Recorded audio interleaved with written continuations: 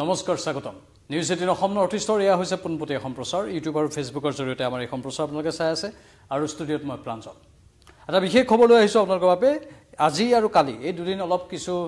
বিতৰ্কৰ সূত্ৰপাত হৈছে আৰু তাৰেই কিছু স্পষ্টীকৰণ আহিছে আমি সেই স্পষ্টীকৰণখিনি আপোনালোকৰ বাবে দিব বিচাৰিছো কি তথ্য আহিছে অৰুণাচলৰ পৰা হাতী অসমৰ মাজেৰে নি গুজৰাটৰ জামনগৰৰ বন্তাৰা যিখন ৰিলায়েন্সৰ এখন পাৰ্ক হয় য'ত বিশেষকৈ বন্যপ্ৰাণীবোৰক ৰখা হয় সুৰক্ষা দিয়া হয় আনন্দ আম্বানীৰ প্ৰচেষ্টাত তালৈ লৈ যোৱা যিটো খবৰ সেই খবৰটো যেনেধৰণে ওলাইছে ঠিক তেনেধৰণৰ খবৰ নহয় বুলি বিভিন্নজনে উল্লেখ কৰিছিল অৱশ্যে বন্তাৰাৰ তৰফৰ পৰা কিছু কথা আহিছে এই সকলোখিনি কথা আমি স্পষ্টীকৰণ ৰূপত তেওঁলোকৰ পৰা জানিবলৈ চেষ্টা কৰা হৈছিল আৰু কিয় এনেধৰণে অৰুণাচলৰ পৰা হাতী লৈ যোৱা হৈছে তাক লৈ প্ৰশ্ন বিভিন্নজনে সুধিছিল আৰু তাৰে উত্তৰত বন্তাৰাই অফিচিয়েলি কিছু তথ্য দিছে আমাক সেই তথ্যখিনি আমি আপোনালোকক জনাম এতিয়া কথাটো হ'ল যে হাতী এনেধৰণে সৰবৰাহ কৰাটো কিমান বৈধ হয় কিমান অবৈধ সেই সন্দৰ্ভত উচ্চতম ন্যায়ালয়ে বহুখিনি ৰায় দি থৈ দিছে কোনো হাতী কিনিব নোৱাৰিব সেই ক্ষেত্ৰত স্পষ্ট এটা সিদ্ধান্ত দিয়া আছে হাতী কোনেও বিক্ৰী কৰিব নোৱাৰিব হাতীক যদি সুৰক্ষিত স্থানত নিব লাগে তেনেহলে তাৰ বাবে চৰকাৰৰ পৰা যিখিনি তথ্য পাতি আহৰণ কৰিব লাগে বা চৰকাৰৰ পৰা যিখিনি ক্লিয়াৰেন্স উলিয়াব লাগে সেইবোৰ উলিয়াব লাগিব ন্যায়ালয়ে য'ত লিখি থৈ দিছে যে এই পদ্ধতিবোৰে নিয়াটোহে বৈধ সেই সকলো মানিব লাগিব লগতে যদি কোনোবাই হাতীৰ ওপৰত অত্যাচাৰ চলাইছে সেই হাতীক যদি উদ্ধাৰ কৰি এটা সুৰক্ষিত স্থানত ৰখা হয় তাক বৈধ হিচাপে গণ্য কৰা হ'ব সেইখিনি উল্লেখ কৰা হৈছিল এতিয়া সেয়ে অলপ স্পৰ্শকাতৰ বিষয় যিহেতু আমি অলপ ভালদৰে তেওঁলোকৰ এখন পঢ়ি পেলাই কথাখিনি ক'ব লাগিব কি তথ্য আহিছে সেই সন্দৰ্ভত এতিয়া অৰুণাচলত য'ত এই হাতীকেইটা য'ৰ পৰা অনা হৈছে নামচাই বুলি কোৱা হৈছে জেগাটো কিন্তু নামচাই আশে-পাশে থকা কেইবাটাও অঞ্চল আছে তাত প্ৰায় হাতীৰ সংখ্যা যদি আমি ক'বলৈ যাওঁ 20টা হাতীৰ সংখ্যা কোৱা হৈছে ইয়াৰে 10টা মখনা হাতী 8টা মাখুন্দি হাতী এটা অপ্ৰাপ্তবয়স্ক হাতী আৰু এটা পোৱালি হাতী মুঠ 20টা হাতী এই 20টা হাতী এই অৰুণাচলৰ সেই অঞ্চলটোত যিবোৰ অবৈধ কাঠফলা মিল আছে বা বিভিন্ন বৈধ কাঠফলা মিলো আছে তাত অবৈধও আছে মুঠতে বিভিন্ন কাঠফলা মিল যিবোৰ আছে সেই কাঠফলা মিলবোৰত বা কাঠৰ আন একাংশ গুদাম আছে কাঠৰ আন একাংশ ফেক্টৰী আছে যিবোৰত নিয়োগ কৰা হৈ আছে যিবোৰ হাতীৰ ওপৰত অত্যাচাৰ চলোৱাৰ অভিযোগ আছে যিবোৰ হাতী এনেধৰণৰ ব্যৱসায়িক কামৰ বাবে নিয়োগ কৰা হয় সেই হাতীবোৰক যেনেধৰণে পৰিচৰ্যা কৰিব লাগে যেনেধৰণৰ খাদ্য দিব লাগে যেনেধৰণে ৰাখিব লাগে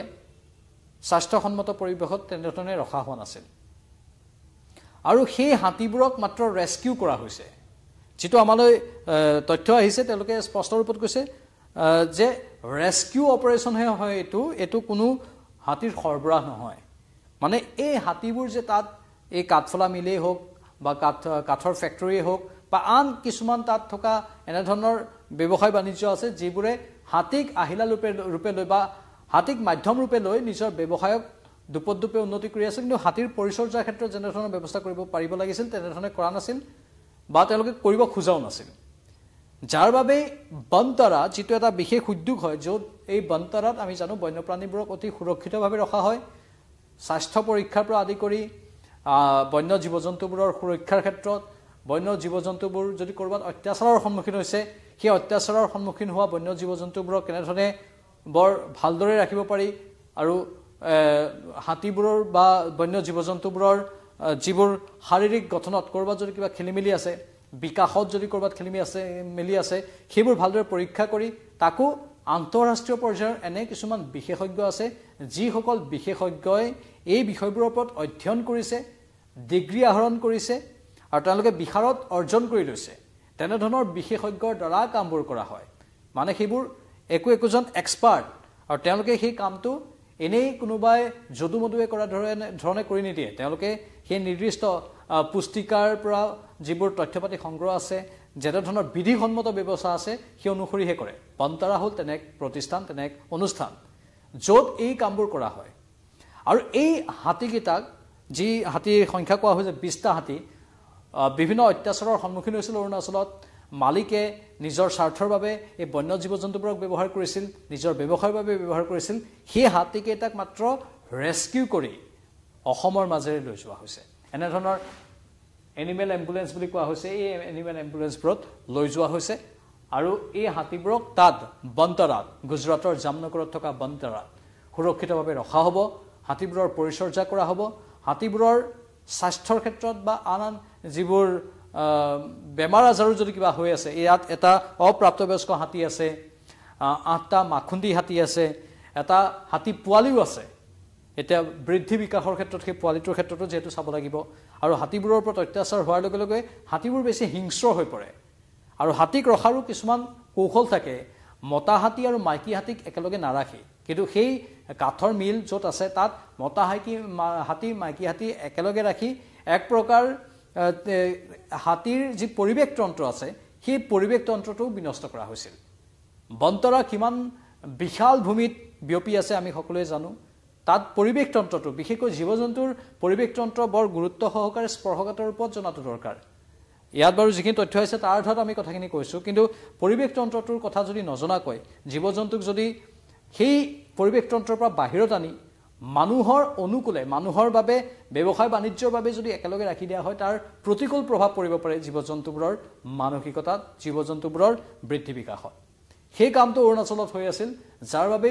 ইয়াৰ পৰা হাতীবোৰ ৰেস্কিউ কৰি লৈ যোৱা হৈছে সেই কথাটো উল্লেখ কৰা হৈছে আৰু আন কেতবোৰ কথাও তেওঁলোকে সদৰি কৰিছে যে এই সকলোবোৰ নীতি নিয়ম যিবোৰ ক্লিয়াৰেন্স ওলাইছে অসম চৰকাৰৰ পৰা সেই ক্লিয়াৰেন্সবোৰ ওপৰতে কোনেও পাই নাযায় তাৰ বাবে বৈধ কাগজ পত্ৰ লাগে বৈধ তাৰ বাবে অনুমতি লাগে আৰু সকলো ন্যায়ালয়ৰ নিৰ্দেশ মৰ্মে হয় ন্যায়ালয়ৰ চকুৰ দৃষ্টিতে হয় এইবোৰ আৰ চকুত ৰাখি গোপনে সৰবৰাহ কৰাৰ দৰে কাম নহয় এই সেইটো ক্ষেত্ৰতো স্পষ্টীকৰণ দি দিয়া হৈছে মানে ক্লিয়াৰেন্স ওলোৱা মানে তাত বৈধভাৱে তাত লিখা মেলা হৈ যায় আৰু য'ত বৈধভাৱে লিখা মেলা হৈ যায় তাত আৰু অবৈধ কাৰবাৰ থাকিবই নোৱাৰে হস্তাক্ষৰ হৈছে লিখা মেলা হৈছে ৰিলায়েন্সৰ বন্তৰা বুলি তাত স্পষ্টভাৱে উল্লেখ কৰা হৈছে তাৰ পাছত আৰু তাক গোপনে সৰবৰাহ বুলি কোৱাটো এটা অনৈতিক বুলি উল্লেখ কৰা হৈছে আৰু ই কেতিয়াও গোপনে সৰবৰাহ হ'বই নোৱাৰে মানে য'ত যেনে ধৰণৰ নীতি নিয়ম পালন কৰিব লাগে য'ত যেনে ধৰণে এই হাতীবোৰক লৈ যোৱাৰ ব্যৱস্থা কৰিব লাগে এইবোৰ হ'ল এনিমেল এম্বুলেন্সত এজন বিশেষজ্ঞও থাকিব তেওঁলোকেও ভালদৰে চাব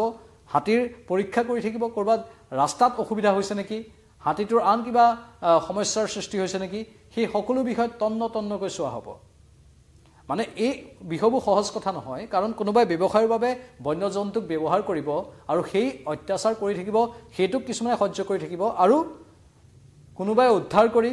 সেই বন্য জীৱ-জন্তুৰ সুৰক্ষাৰ কথা চিন্তা কৰিব সেই বিষয়বস্তুটোক আকৌ অন্য মানুহে অন্য ধৰণে অৱতাৰণা কৰিব মুঠতে এই কথাবোৰ সেয়েহে আমি কৈছোঁ স্পৰ্শকাতৰ কথা আৰু সেয়েহে এই কথাবোৰক লৈ হঠাতে কিবা এটা কৈ দিয়াটো বৰ সমুচিত নহ'ব কিন্তু আমি মাত্ৰ এই ৰিপৰ্টটোৰ ভিত্তিত কথাখিনি কৈছোঁ সেয়েহে ৰিপৰ্টটোত তেওঁলোকে এইখিনি কথা সদৰি কৰিছে আৰু তেওঁলোকে আশ্বস্ত কৰিছে সকলোকে যে ইয়াত কোনো ধৰণৰ খেলিমেলি হোৱাৰ কথাই নাহে যিমান যি দৰকাৰ সেই সকলোখিনিয়ে নীতি নিয়ম তেওঁলোকে মানিছে আৰু মানি থাকিব আৰু বন্তৰাৰ ভিতৰ চৰাটো সেই নীতি নিয়মবোৰ আখৰে আখৰে পালন কৰা হয় আনন্দ আম্বানী নিজে এজন প্ৰকৃতিপ্ৰেমী হয় আৰু সেই প্ৰকৃতিপ্ৰেমী আনন্দ আম্বানীও তাত বিভিন্ন সাক্ষাৎকাৰত সেইখিনি কথা সময়ে সময়ে কৈ থাকে যিসকল বিশেষজ্ঞ থাকে বিশেষজ্ঞসকলৰ সৈতেও পৰিচয় কৰাই দিয়ে ট্ৰান্সপাৰেণ্ট বা স্বচ্ছভাৱে তেওঁলোকে কামবোৰ কৰোঁ বুলি উল্লেখ কৰে বা দাবী কৰে আমিও এতিয়া পৰৱৰ্তী সময়ত লক্ষ্য ৰাখিম হাতীবোৰক তাত কেনেধৰণে ৰখা হয় কি কৰা হয় সেইখিনিও যদি তেওঁলোকে দৃশ্যসহ প্ৰেৰণ কৰে সেইখিনিও আমি সম্প্ৰচাৰ কৰিবলৈ চেষ্টা কৰিম এয়া আছিল এই মুহূৰ্তৰ পোনপটীয়া সম্প্ৰচাৰ পৰৱৰ্তী সময়ত আকৌ আহিম চাই থাকক নিউজ 18 অসম নৰ্থ ইষ্ট নমস্কাৰ